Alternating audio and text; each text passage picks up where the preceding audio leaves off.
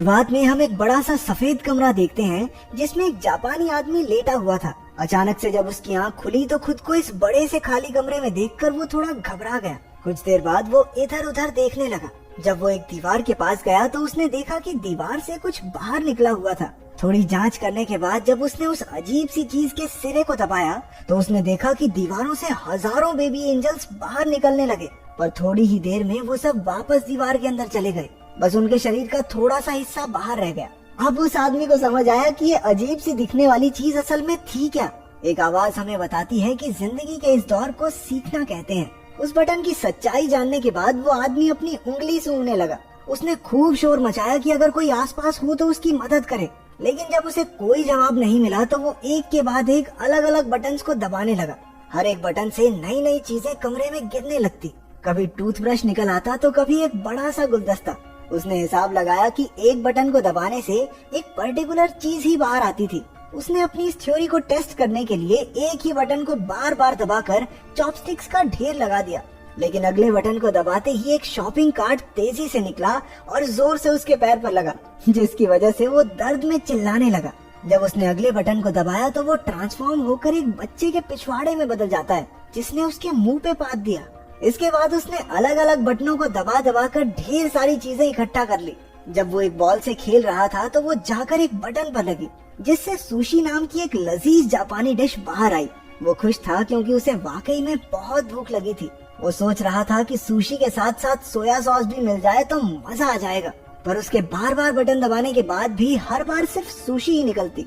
तो वो चुपचाप जो मिला है खाने लगा। खाना खत्म हो जाने के बाद जब उसने और मंगवाने के लिए फिर से बटन दबाया तो अब की बार सोया सॉस की एक बोतल उसके सामने आ गई। उसने गुस्से में बोतल को दूर फेंक दिया कि जब जरूरत थी तब तो आई नहीं। अगला बटन दबाने पर उसे 3D चश्मे मिले। चश्मे पहनकर उसे एक बेबी एंजल अपने बटन की तरफ इशारा करता हुआ दिखने लगा। ये देखकर वो बहुत खुश हो गया क्योंकि उसे लगा कि मैंने तो कमरे का रहस्य सुलझा लिया है। लेकिन बटन दबाने पर एक काउंटडाउन शुरू हो गया, जिसके आखिर में दीवार से एक बहुत बड़ा पिछवाड़ा बाहर आया और उसने उसके मुंह पे पात दिया। थोड़े और बटन्स दबाने के बाद उसे एक किताब मिली जो उसे काफी मजेदार लगी। कुछ घंटों में उसने उसके 5 पार्ट पढ़ डाले, लेकिन जब उसने छठी किताब पढ़ने के लिए बटन दबाया तो 7वीं किताब बाहर आई। परेशान होकर उसने दूसरा बटन दबाया, लेकिन उसमें से भी 8वीं और 9वीं किताब ही निकली। किताब की चाह में उसने एक और बटन को दबाया, तभी उसे अपने पीछे एक दरवाजा दिखाई पड़ा। वो उसे देखकर बड़ा खुश हुआ कि आखिरकार अब वो बाहर निकल सकता है, लेकिन अपनी इसी एक्साइटमेंट में वो यही भूल गया कि आखिर वो बटन था कौन सा। तो वो ऐसे ही कोई भी बटन दबाने लगा। पहला बटन दबाने से एक अफ्रीकन आदमी एक दीवार से दूसरी की तरफ भागते हुए गया। दूसरे वाले से उसके सर पर पानी गिरने लगा, लेकिन आखिरकार तीसरी बार में दरवाजा खुल गया। पर वो जैसे ही बटन को छोड़कर उस दरवाजे की तरफ जाने लगता, वो दरवाजा बंद हो जाता। कुछ देर ट्राई करने के बाद वो समझ गया कि जब तक बटन दबा रहेगा तभी तक दरवाजा खुला रहेगा। वो रनिंग पोजीशन लेकर उस बटन पर खड़ा हो गया ताकि जल्दी से दरवाजे तक पहुंच जाए, लेकिन इससे पहले कि वो वहां पहुंचता दरवाजा बंद हो गया। इसके बाद उसने बहुत से अतरंगी तरीके अपनाए, लेकिन किसी ने भी काम नहीं किया। उसने शॉपिंग कार्ट पर बैठकर भी जल्दी से दरवाजे तक पहुंचने की कोशिश की, लेकिन सब बेकार। इसके बाद उसने अपना दिमाग लगाया और एक गुलदस्ता उस बटन पर रख दिया, लेकिन वो इतना भारी नहीं था कि उसे दबाए रख सके। तो अब उसे गुलदस्ते को भरना होगा। उसने पानी वाला बटन दबाकर उसमें पानी डालने की कोशिश की, लेकिन पानी उसके शरीर के अलावा कहीं गिरता ही नहीं था। फिर उसने दिमाग लड़ाकर गुलदस्ते को सुशी से भर दिया। वो बड़ी मुश्किल से उसे वहां लेकर गया, लेकिन उसने गलती से वो गुलदस्ता एक दूसरे बटन पर रख दिया। जिसके बाद वो अफ्रीकन आदमी भागता हुआ आया और उससे टकराने की वजह से गुलदस्ता भी टूट गया। वो गुस्से और फ्रस्ट्रेशन में चिल्लाने लगा। उसने कुछ और छोटे मोटे पैंतरे लगाए, लेकिन दरवाजा हर बार उसके पहुंचने से पहले ही बंद हो जाता। फिर गलती से एक बटन दबाने पर एक रस्सी नीचे आई।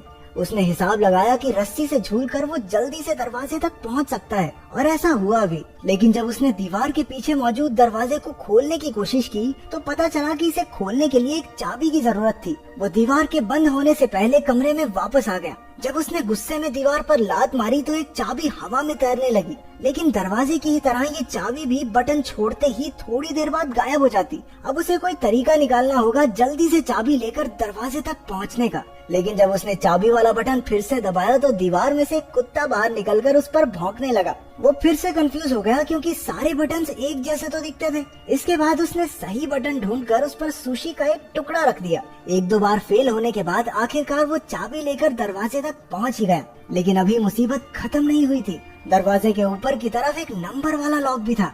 वो जल्दी से कमरे की तरफ गया, लेकिन बाहर निकलते हुए फिर से दीवार जोर से उसके पिछवाड़े पर लगी। उसने फ्रस्ट्रेशन में प्लंजर दूसरी तरफ फेंका और उसके एक बटन पर लगने से वो अफ्रीकन आदमी फिर से बाहर आया।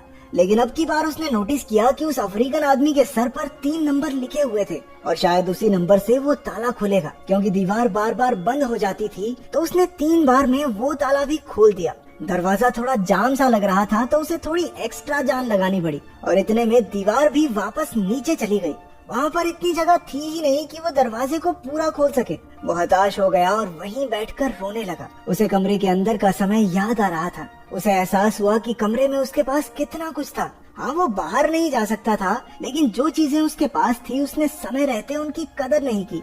अचानक अपनी बाईं ओर से उसे हवा का झोंका महसूस हुआ। वो उस नकली दीवार को खोलकर बाहर की तरफ भागा। वो पूरी जगह बिल्कुल एक जैसी थी। ऐसा लग रहा था मानो वो एक ही जगह पर भाग रहा हो। भागते भागते वो एक दूसरे कमरे में पहुंचा जहां रोशनी थोड़ी कम थी। उसके अंदर आते ही दरवाजा बंद हो गया। एक आवाज हमें बताती है कि जिंदगी के इस पड़ाव को प्रैक्टिस कहते हैं। कमरे में उस आदमी ने अलग अलग बटन दबाने शुरू कर दिए। किसी बटन से एक सिंगर के मुंह से गाते हुए आग निकलने लगी तो किसी बटन से रशिया के एक जादूगर का जादू फेल हो गया। तीसरा बटन दबाने पर चाइना में एक आदमी अपने ही कुत्तों पर भौंकने लगा। उस आदमी ने देखा कि पिछले कमरे की तरह इस कमरे में छत नहीं थी, बल्कि ऊपर से रोशनी आ रही थी जिसमें एंजल्स उड़ रहे थे।